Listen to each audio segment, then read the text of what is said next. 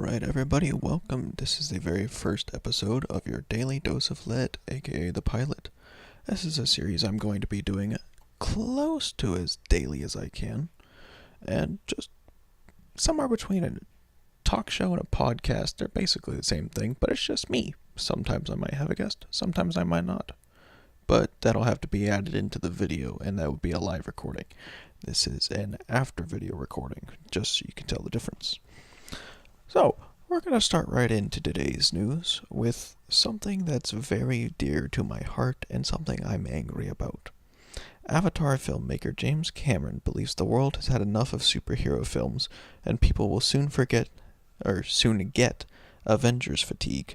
The 63-year-old filmmaker says that he enjoys watching superhero films, but it's important to focus on other stories as well, reported Entertainment Weekly. I'm hoping we're going to start getting Avenger fatigue. Not that I don't love the movies, it's just, come on guys, there are other stories to tell besides, hypogondal males without families doing death-defying things for 2 hours and wrecking cities in the process, Cameron said. This is something I will never get over. I will never get Avengers fatigue. And with the Avengers Infinity War Episode 1 coming out tomorrow, it kind of hits a sore spot pretty quick. I am a huge Marvel fan. I've seen everything from the very first Iron Man to modern day. The most recent was Black Panther, and I am going to very, very, very, very much be upset if I don't get to see Infinity War 1 and 2, which I will try to do. But it makes me super, super, super mad that, the guy who has created so many great movies that have sequels to them and a series of movies, franchises, is telling people that it's getting boring and they should be boring too. Like, if I enjoy something, you shouldn't tell me that it's wrong to enjoy that thing. Because if you were happy enough to make it and make money off it, you should be happy enough that I'm going to give you the money to see the thing that you made. You can't just up and say, well, I'm going to keep making stuff, but I'm going to hate it forever, and so I'm going to make everyone else hate it too. You can't do that. You can't do that, because the only reason you make these series, these franchises, is because people go out and watch them. They like it. They continue to see it over and over again. If they want to watch the same thing, they will. So it's not really your choice anymore. Now you can say, I quit making these movies, but you don't get to tell me how to feel about these movies. I don't care who produces the movie as long as it ends up something I'm happy with. The series, The 39 Clues, each book has a different writer in the entire series, and it's perfectly fine. I don't care who writes it, but I like going back and rereading that series because no matter who's writing it, it's still a cohesive, likable, entertaining series. So, I'm going to keep reading. I'm going to keep watching Marvel movies, and especially if they're about the Avengers, because they're just awesome. I can't think of any other way to do a superhero movie. They've been doing this for 10 plus years now.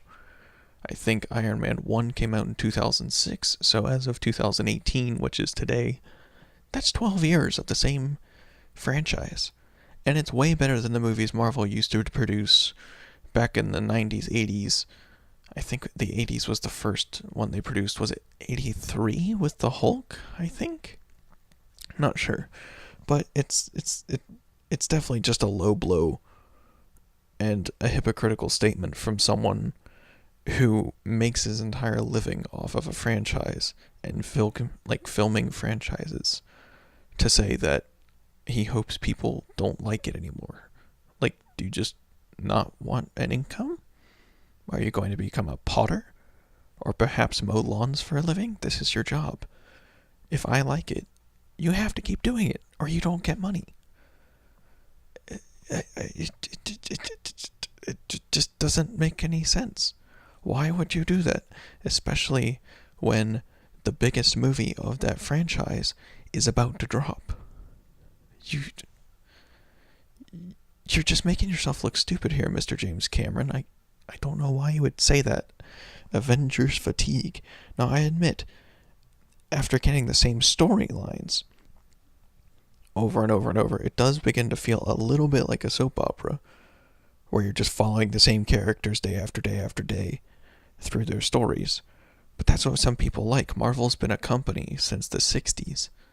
Marvel comics have been coming out since the 60s. At least. I think maybe the concepts were created a little before that, but that's almost 80 years they've been doing these kind of things. You just can't. You can't tell people what to do with their opinions about movies. You can't tell people, hey, you should like this because I made it, or you can't like this because I don't want you to like this. James Cameron, you need to stop. And as I saw in many Twitter comments, people are calling out his hypocrisy because of Avatar and his major, exciting, wonderful plans for the Avatar franchise about making 5 Avatar films. You don't think we're going to get tired of Avatar? Do you want us to have Avatar fatigue? That's just not a concept you bring up, especially when you're the one making the movies. You're just making yourself look stupid. Before I keep ranting on that, I think it's time to move on to something different, a little happier. Rapper Eminem is officially sober now for 10 years. Congrats on being off of drugs for that long, and I hope you have many more years of staying clean. I don't necessarily agree with all his political views and some of the lyrics he puts in his songs, but I very much admire Eminem for making the commitment to get off drugs and stay off them for 10 years. That is super hard for someone who's been doing, or who was involved with some pretty hard drugs. To break free from that, to have a career, to have a child, to have a successful life, drug-free. Congratulations, Eminem. Very, very proud of you. The next topic. I like getting political. I like politics. I am a right-wing conservative. I'm proud of it. No one will change my mind. So, this is where we get a little bit political. And excuse me if I'm stuttering a bit, that's not important. Washington, D.C. is considering letting 16-year-olds vote in the next presidential election. So you're telling me that you're going to make a localized amendment to something that's federal. Washington, D.C. is trying to let 16-year-olds vote in the next presidential election when everyone else has to wait till 18. Why do you have to wait till 18? Well, it kind of goes with the whole maturity thing and the whole I'm an adult thing. And I understand that we let people drive at 16, but sometimes driving is necessary. Voting is a privilege. It's not necessary for your life to continue. It's not going to kill you if you don't vote. But you can't lower that age because it's been established for so long.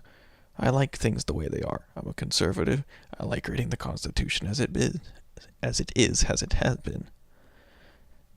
And as far as I'm concerned, letting 16-year-old votes is completely stupid because at the time they're getting a car, they're getting all excited. Yay, I can drive. I can go do things. Woohoo, I can go hang out with my friends without having to have mom and dad drive me. Awesome. They get that kick of freedom. And they think they're tough stuff. They think they're hot stuff. And they start making more and more stupid decisions. As a 19-year-old, I've graduated high school. But I still remember high school very well. I remember my mindset when I was 16. I remember the mindset of my friends when they were 16. It was not exactly the kind of people I would want to vote, let alone people in the capital of the entire country who, I don't live there, but I'm just making an assumption that most of the people in the capital would tend to not like the person that's in the White House because they have to drive by it every day and see his obnoxious fancy house. Or if they did like him, they'd just vote for him again. And it's kind of stupid to let someone vote based off of that. I don't think DC should have a vote in the first place. because reasons. I honestly don't think it's a good idea for DC to vote in the first place because they're not a state. It's like giving Buckingham Palace its own zip code. It doesn't need it. You're perfectly fine living in another state. It is totally okay to have Washington, D.C. as a city in Virginia. And just let it be a city. You don't get your own special voting rights. You don't get your own special 16-year-old voting age. You don't get anything special about you just because you're the seat of power. Doesn't mean that you get to make your own rules. Moscow is a place where lots of people go, lots of people live. It's a very important city in Russia, but it's not its own political entity. The only political entity within a country is the Vatican, and the Vatican is Vatican City. Vatican City is its own country. Why? I don't know, but it's been established as its own country for years. Hundreds of years. It doesn't make any sense for DC to be its own city in the first place, let alone to have its own voting rights and choose what age people can vote at in that city. It's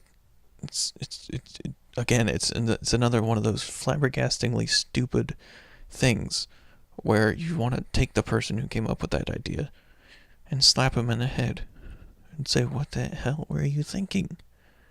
Slow your roll here, buddy. You don't. If my kid can't vote at 16, why should yours?" The voting age is 18 because the logic is if you're old enough to hold a gun and go shoot someone and fight for your country, you're old enough to decide who leads the army that tells you who to shoot. The commander-in-chief, the president, is the person leading your army, the person that you take your direct orders from. If you're in the military, you should be able to choose who the leader is. That makes sense. 16-year-olds have no stake in that. 16-year-olds can't get drafted. They don't get a choice. If the draft comes about, it's because of the president and it's because of Congress approving a declaration of war, not because someone decided that they were special enough that they can vote whatever they want. I just want to slap people. And the headline here is Washington, D.C. is on track to become the first place in the country to allow people as young as 16 to vote in federal elections, including for president. So that's letting them vote in Congress, or for Congress as well. And let's see here. The move to lower voting age has been given a fresh push by the activism of teenagers across the country after the Parkland High School shooting. After the Parkland High School shooting, teenagers decided that they want to vote. Why? Can't you just wait 2 years like everyone else? I think this is a move to try to push Trump out of office and impeach him, because the extreme liberalism with the Parkland High School shooting, no one gives a crap about the shooting anymore. Here's the thing about mass shootings. No one ever cares about the mass shooting. The shooting itself doesn't mean anything 2 weeks after it happens. What matters 2 weeks after it happens is the crazy gun-grabbing liberals that decide, yeah, because 17 of my friends died, I think I should control your life. I'm special, and I think I know better than you do. And I think I know better than the people that made the laws do. You know, like I'm special because I'm 16 and my friends died, and so to make up for my friends dying, which you other people across the entire nation had nothing to do with, I think I get to decide what you do with your guns. You don't get to have your guns anymore. Guns are bad. I don't want them. And so teenagers across the country, which there's no sources for, they didn't poll all teenagers across the country to see what their thoughts were. Teenagers who lost their friends, gained national and international attention and are trying to change the laws in the entire country for everyone else that's not involved with them. You're not special. You're not that special. You are the reason why we invented the term snowflakes. We could melt you with a single warm breath if we wanted to. But that's only if you listened to us long enough to hear what we're saying and tell you that your arguments aren't that good. You're not mature enough to understand how things work. And you don't get to decide for everyone else just because you feel offended. You should be grieving for your classmates. You should set up scholarships in their honor to help your fellow classmates get through college, to a college of their choice, a college that will undoubtedly indoctrinate them more than educate them, but they still have the right to go to college. You should be honoring your friends instead of trying to shoot down your enemies. And it's ironic that I use the word shoot down your enemies, because that's the thing you don't want. You don't want anyone shooting each other, yet you try to shoot conservatives down with their own guns. And now you take that idea, you take that mentality, and you apply it to voting, because you don't like the guy that says, "My thoughts and prayers go out to you." He's calling on the highest power he knows, God, the person who he believes created the universe, and you, and guns, and your friends that died. He's calling on that guy to bring you peace and closure and make your life better by saying, "My thoughts and prayers go out to you." And you decide, impeach him, impeach him, impeach him, get him out of office. I want my kids to be able to vote sooner than they should to get you out of office. It's like, in my mind, it's kind of like gerrymandering, where instead of drawing district lines, you're drawing age lines. Hey, the people over 18 don't really want to impeach him, but the people under 18 do. Let's change the law so it benefits us and not our opponents. And then we can win. You don't get to do that. You don't get to do that. It's like Boss Tweed, I think was his name. The mobster who would get people fresh off the boat, immigrants, and say, "Yeah, man, I'll give you a nice house. I'll get you a job. I get you all this stuff. I got you, bro. If you go and vote the way I want you to." You're manipulating kids and indoctrinating them into thinking that they're the people that get to make decisions because the tragedy happened to them. And therefore they're playing the victim card again. It's not right. It's stupid. You don't get to choose what voting age, let alone the fact that you can vote. DC should be a part of Virginia as a city, not an entity. You're not the Vatican. You're not important. You don't hold any seat of power other than the government. The government should be run by the people. The people are in the states. By setting DC apart from the people, you set it apart from the states.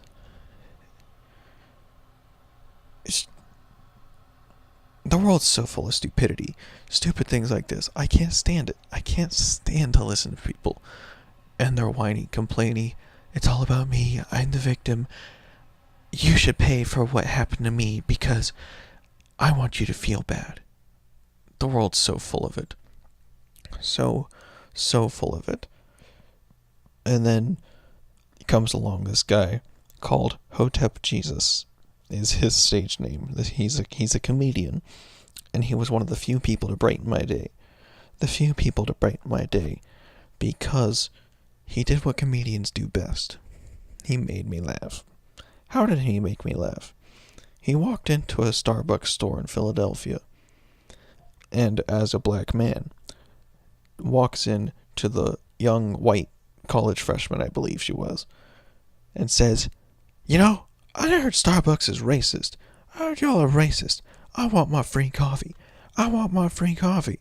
Where's my free coffee?" And the poor little girl, the poor young little white girl, says, Oh, yeah, I heard about that. I think I heard about that on Twitter. Yeah, I'll get you your coffee, sir. What would you like? And she totally just cows to his every whim because she's afraid of racial backlash and she's afraid of getting in trouble at her job. She's just trying to abide by the rules, and it's her first job, and I don't want to get in trouble because this black man's making a big deal out of things, and I can't say a black man anymore because people get offended. This person of color, which is the stupidest term to ever exist besides Democrat. This person of color is getting huffy. I better just do what he says so I don't get in trouble. Yeah, sure. What coffee would you like? Which coffee you like? This whatever coffee he ordered. Oh, okay, coming right up, coming right up. And he turns the camera to himself and he's just smiling like, oh yeah, this is happening. This is happening. This girl's actually cowing into the liberalism of if someone can get offended, they will get offended. And so she's just trying to save her own butt here and make me happy. I'm going to see how far I can take this. So she makes the coffee and whatever. He's like, hey, can I get some flavors in that too? Can I get some like some milk in that? Can I get some milk in my coffee? Yeah, anything you want, anything you want. What flavor you want? We got this. Give me some of that. Give me some of that. Yeah, I want some of that. Okay, yeah, sure. All the best for you, sir. Yep, anything for you, buddy. And this poor little girl has no other choice than to appease the angry black man because he's an angry black man. And it's so sad. I felt so bad watching the video. Because I've met people like her who they're just trying to do their job. They're the sweetest, nicest, hardworking people. They're just trying to do their job. She really didn't deserve to have this person come in here demanding things of her, trying to take advantage of the fact that he was black just to get some free coffee. But that was the part of his joke, was the fact that anyone will do that nowadays because they don't want to offend someone. The two black men that got arrested at the Starbucks made the whole big deal of it. It was over racial profiling was the charge, and they only got arrested because they were black. They assumed that they were less whatchamacallit, less hospitable or pleasurable to see or whatever than the other white customers in the store. And there were other black people in the store not making a big deal out of it. The rule was you have to be a paying patron, a paying customer, in order to use our bathrooms. And since the two didn't want to pay for anything, they made a big deal out of it. And so the owner said, okay, well, I'm calling the police because you two are not following the rules. And that's it. That's all there is. You're not following the rules. I have to get you out of my store. And then they turned it into this whole big thing just based off of race. If it was any person of any color, I don't want to say righteous because that sounds a little self-indulging. Any person in their right mind would say, anybody of any color, if you're not abiding by the store's rules, store policy, you need to leave the store. That's what they did. But it's only because they're black, and only because black people have this mentality that because their great relatives were slaves, that we're still paying. They're still trying to get white people to pay them back in whatever form they can, and trying to make white people look bad so they can get their way just to feel smug about themselves. It's disgusting. It's absolutely disgusting. I'm just so glad that this wonderful comedian Hotep Jesus, he's on Twitter, he's on YouTube, he's got some of his functionality from his YouTube eliminated because they didn't like him and some of the things he said, but he's back. He's been posting videos recently. Everybody should go check out Hotep Jesus. He's a wonderful comedian. And that's where I'll end that topic. On the other topic of colleges, at UC Berkeley, a squirrel ran for student senate and won. I am not kidding. This is a true fact. This is not fake news. California, a California college student body who's been indoctrinated by the liberals has elected a squirrel to be on their student council. Let that sink in. Everybody has that joke back in high school. Oh, most successful person in our class? Let's vote the retard with Down syndrome, because it's not like he'll ever make it in life. Yeah, let's pump him up, Let's get the retard elected, It'll be funny, come on guys, let's get the retard elected. And it happened. They elected the retard, and now you've got a retard as your class president. They just did that with a freaking squirrel. This student posted a picture of a squirrel and photoshopped elect furry boy, a squirrel, to student senate. And it started getting popularity on Facebook, and something like 35,000 students or whatever voted for a squirrel. And now that the retard got elected, they don't know what to do with it. There is a squirrel, and so he wears this squirrel costume. It's like a full-on like Halloween costume, like you'd see it like Disneyland or something, like a Minnie Mouse or a Mickey Mouse kind of a costume squirrel thing. Okay, he wears that around to these Senate meetings or whatever, because California College decided to elect a squirrel. I can't get enough of saying this. A freaking squirrel. They elected a squirrel to run their student body. UC Berkeley elected Furry Boy, a squirrel, as a student government senator. Sophomore Stephen Boyle created the candidate and ran him on a platform of safe spaces for squirrels. But to his surprise, the election sparked controversy. Safe spaces for squirrels. Okay, I read this article through. This article is from the LA Times. The LA Times article says that squirrels are rampant on campus anyway, and because they're so common, they walk right up to people. They've been completely domesticated to not even mind people, and so they walk around. Let you pet them, you can play with them like a dog, basically. There's squirrels everywhere on this campus. And so he decided, why not make one part of the student senate? And it worked. And his platform was, we need safe spaces for squirrels. We need places where squirrels can't be judged, they won't be shot or messed with, and we can have a safe place for squirrels on campus. And they elected it. This is what happens when you try to let 16-year-olds vote, when you try to let high schoolers take away your guns, and when you take God out of schools. This is what happens. You get squirrels as officials. You get rodents as your leaders. Now, I don't know about you, but I would rather have a frog named Pepe as a president than a squirrel. And guess what happens? We got Pepe the President. The most meme-tastic, amazing, awesome, hip with the kids President Donald Trump. The Pepe master of all Pepes. And I will never regret having him as our president. I don't care what happens to this country. He can nuke my hometown and I'll still praise Donald Trump because he's not a squirrel. Good times, good times, good times. Keep it going, Donald. Keep it going. And since I see I have another last couple minutes, let's throw in one more story. This was reported by the BBC News. And this poor man is, I'd say, in his 50s? 50s-ish? Has tongue cancer in his mouth. The tongue in his mouth has cancer. He had an operation to remove 98% of his tongue in order to prevent it from spreading to the rest of his body. And so the piece is about, what will you say to your loved ones with your final words? And with that, I'll leave you here. Think about that. What would you do if you could never talk again? What would you say to your loved ones? Comment below. I'm interested to see. What are your final words? Thank you for watching, and I hope you'll tune in next time to your daily dose of lead.